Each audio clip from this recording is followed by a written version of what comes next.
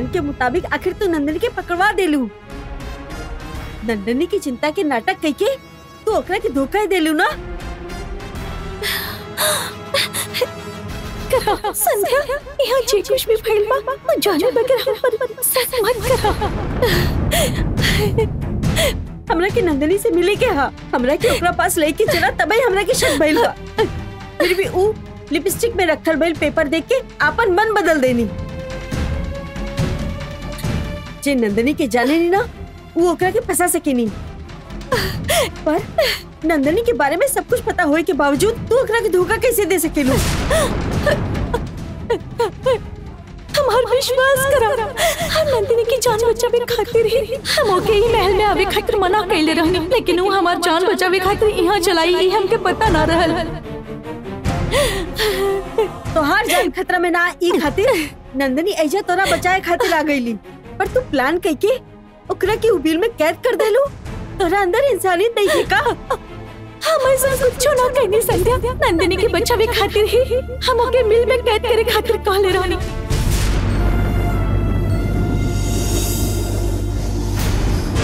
तू राजशेखर और माधवी के हेल्प करे खातिर नंदनी के बिल में कैद करके ओकर भरोसा तोड़ देलू हा। पर हम नंदनी के साथ खड़ा रहब। नंदनी के वजह से कैसे निकाले के हाँ हम अच्छा तरह से जाने नहीं। हम नंदनी के बाहर निकाल के रहब।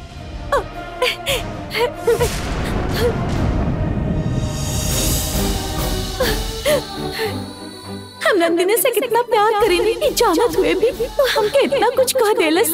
हम नंदिनी के कबो धोखा ना देब। एक काल चक्र वो बिल के अंदर बा, ऐसे हम नंदिनी के वहाँ कैद करे खातिर कहले रहनी।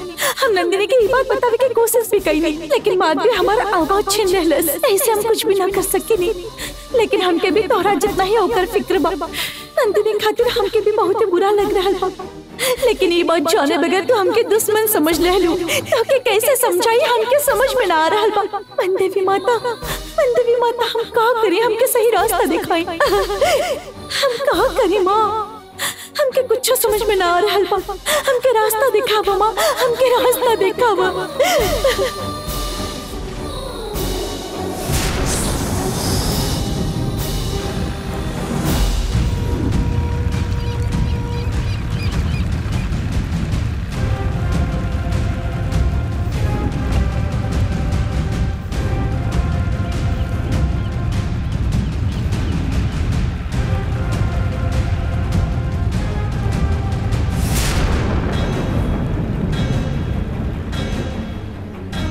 बहन जी, जैसन रउआ कहला रानी पानी नीचे उतर गयल बा बहन जी।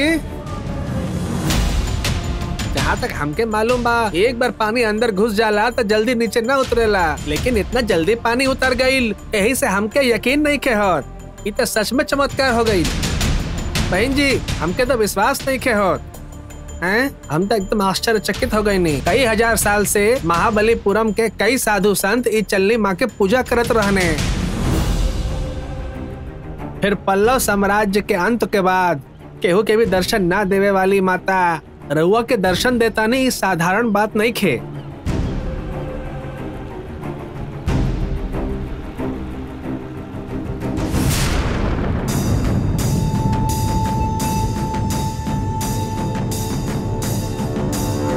आई बहन, आई संभल के उतरे। रउआ दर्शन कई के आई, हम एजे रुकता नहीं। हम चलनी माता के दर्शन के बाद वापस कब लौटब ये हमके नहीं पता, यही से तू चल जा। तू अब निकला, हम बाद में आ जाए। संभल के जाइए।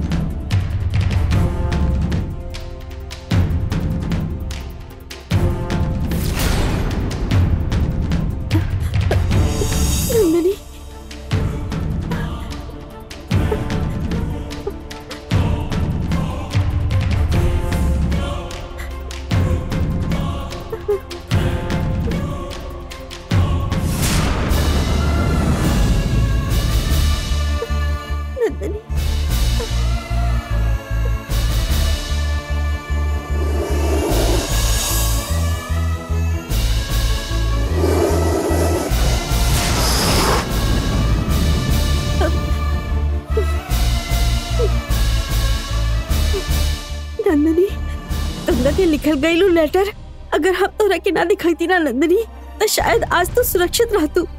वो गंगा माधवी और शेखर के मदद नहीं करत आरी, बल्कि तोहार मदद करत आरी, ऐसा हम सोच ले रानी। तोरा के हम सावधान करे खातिर आइल रहनी, पर उहे के वजह से तू बिल में कैद हो गईलू। 20 साल बाद बिल से बाहर आके तू अपन कर्तव्य एक एक करके निभावत रहलू। अब फिर से वो लोग तोरा के बिल में कैद कर देनी है।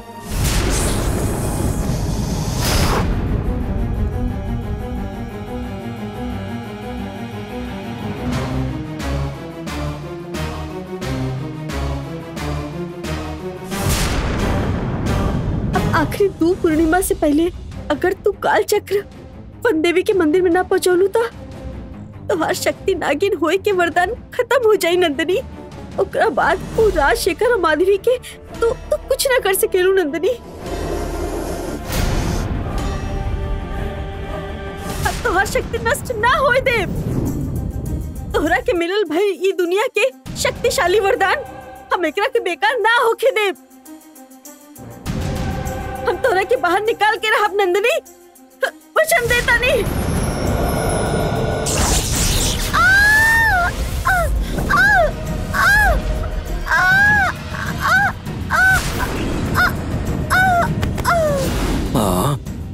एका भइल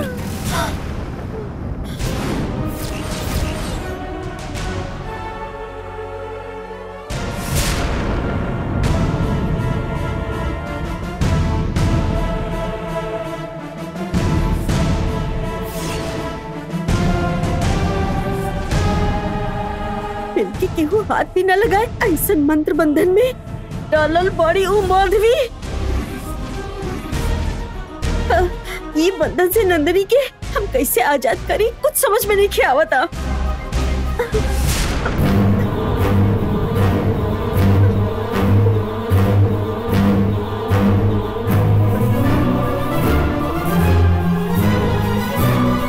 संध्या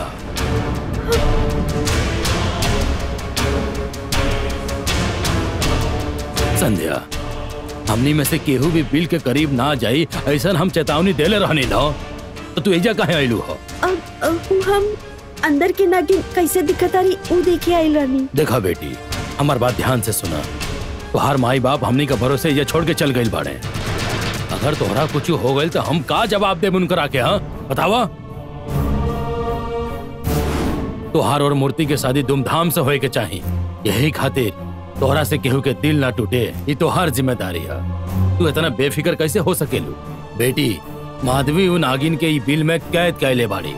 तू एकरा पास जाकर अपन जान के खतरे में मत डली हो। आज के बाद चाहे कुछ हो जाओ तू बिल के नजदीक ना जाइबू। हम तोहरा भला खातिर एक कहत बानी, यही खातिर जोन कहत नहीं ओकरा के याद रख। जा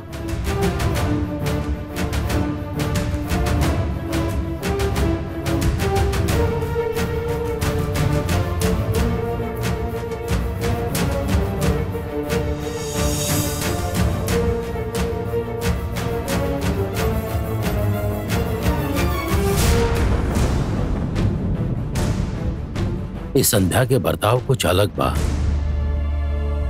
हम मना कहले बानी फिर भी बिल के पास काहे चली आइली? हाँ ओकर आंख भी थोड़ा नम हो गई रहलिया। हक जताते हुए ये एकरा के हाथ भी लगौलस।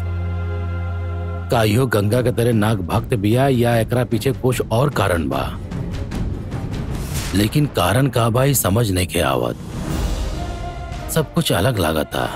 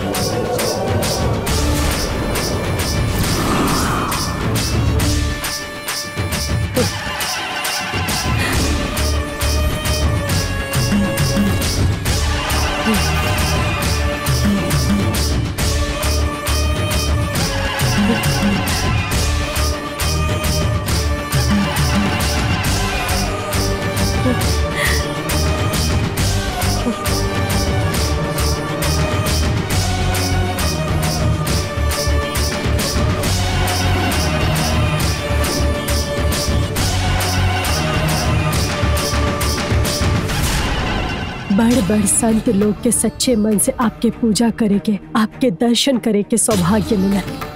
आज जब आप हमके दर्शन देहनी तो हम आपके धन्यवाद कैसे करी समझ में नहीं आवत।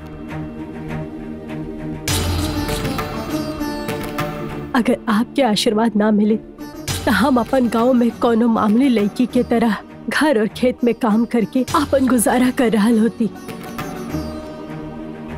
लेकिन आप बचपन में ही हमके आशीर्वाद देकर पूर्ण पूरन के चल्ली माँ के दिशा प्रदान कईनी और फिर हम एगो साध्वी बन गई नी।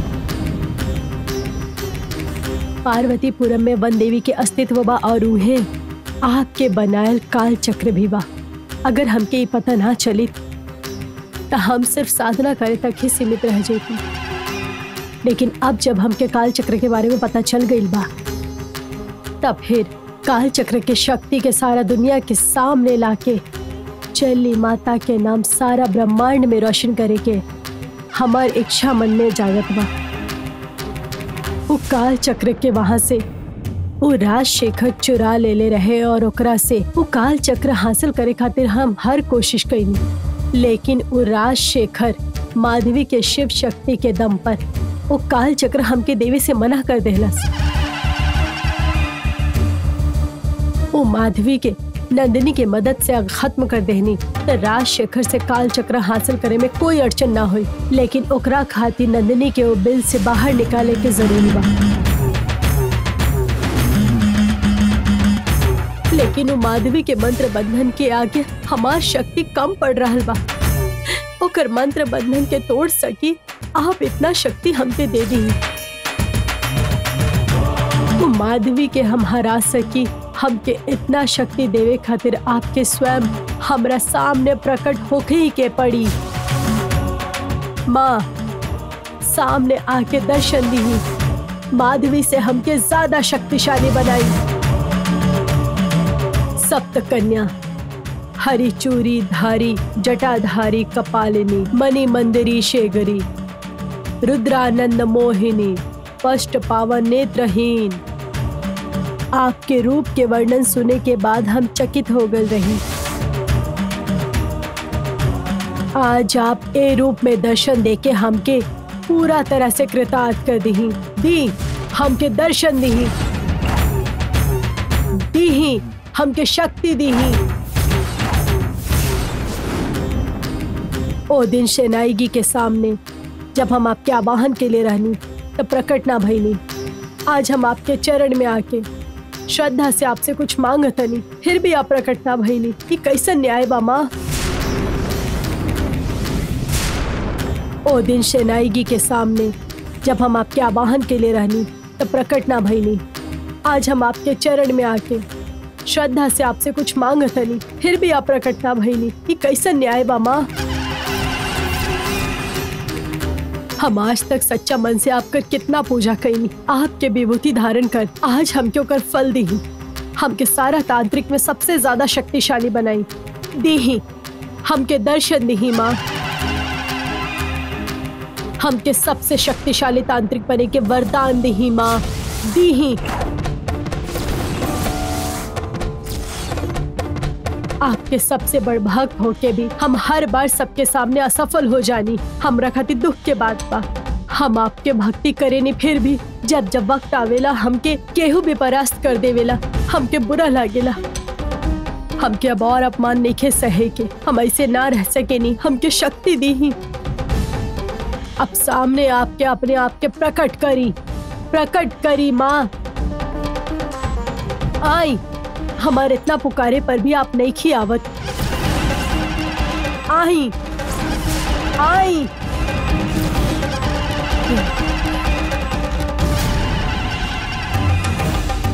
लागत आप ही सोच ले बानी कि कितना भी बुलाई आप प्रकट ना होके, तो अब आप भी देख ली।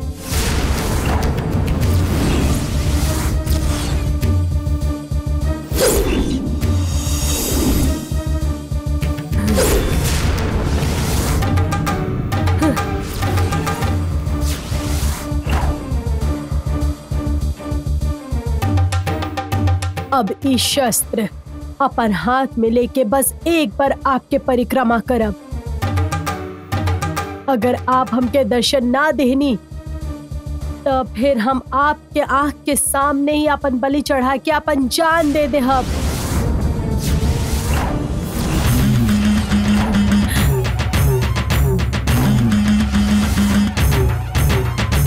तू सुन लू ना माँ?